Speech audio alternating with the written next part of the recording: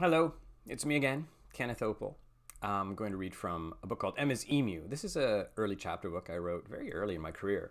I'm not even sure if it's still in print, but it's kind of fun, so I thought I'd give it a go. Emma's EMU. Emma opened the envelope with shaking hands. The letter inside was very short. Dear Miss Emma Swain, congratulations! Your grand prize will be arriving any day. Emma read the letter again. She could scarcely believe her eyes. She'd actually won something. For the past 2.5 years, Emma had entered every competition she'd come across. She was competition crazy. She filled in forms, answered skill testing questions, and hoarded coupons. But she'd never won a thing. Not a t-shirt, not even a paperweight. Not so much as a paper clip. Until now. She's looking pretty excited.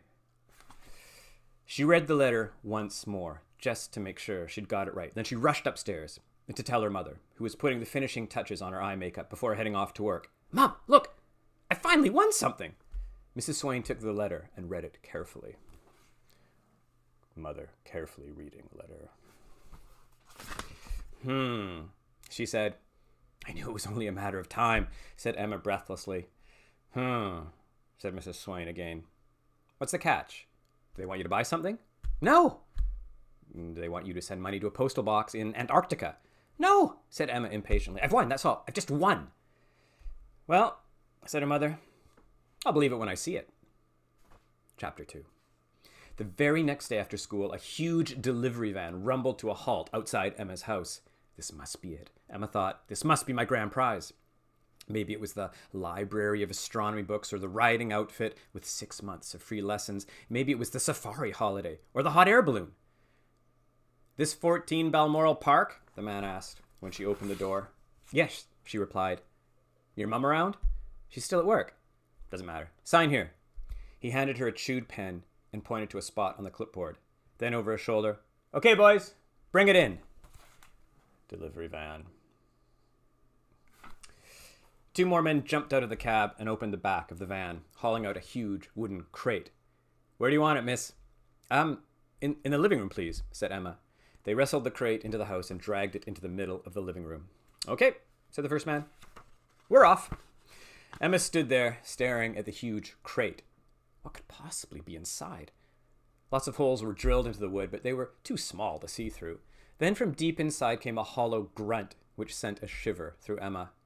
Whatever's in there, she thought, it's definitely alive. There was a hook at the top of the crate. She nervously pulled it out from the catch, and the front panel fell outwards onto the carpet with a muffled thud. Bits of straw wafted out, along with a thick, spicy smell that was not altogether pleasant.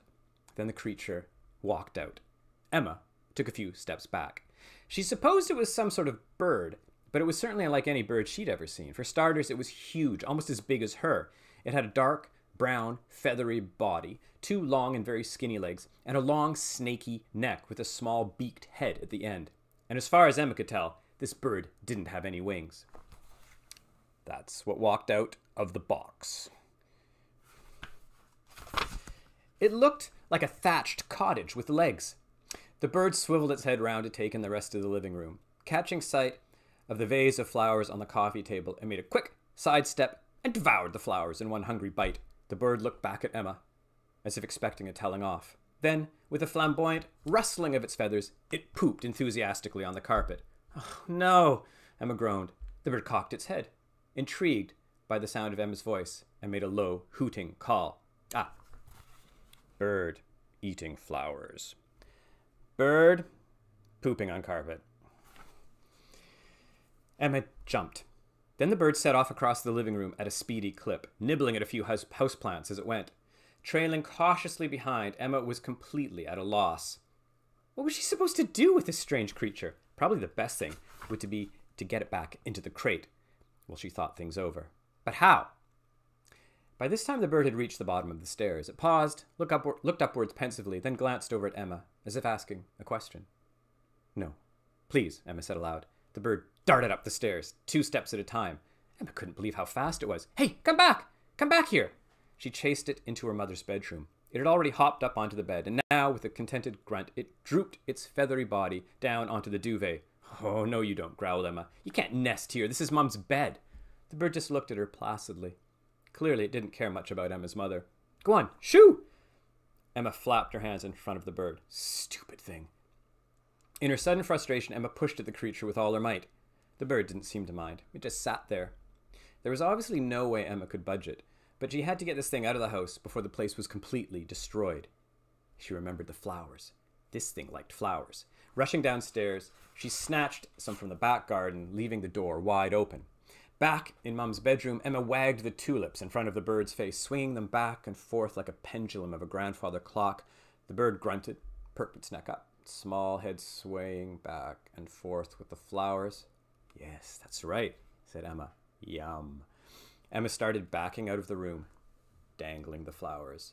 The bird hopped off the bed and started walking cautiously after her. Emma sped up. So did the bird. Emma turned and started running down the stairs, the bird hard on her heels. She streaked through the door to the back garden and hurled the flowers onto the grass, where they were quickly devoured. Emma danced back inside and slammed the door shut. Aha! She cried triumphantly. You're out, my feathery friend. Mission accomplished. And that is the beginning of Emma's EMU. Short chapter book I wrote way back, I think in the early 1990s. Isn't that a long time ago? Okay, hope you enjoyed it.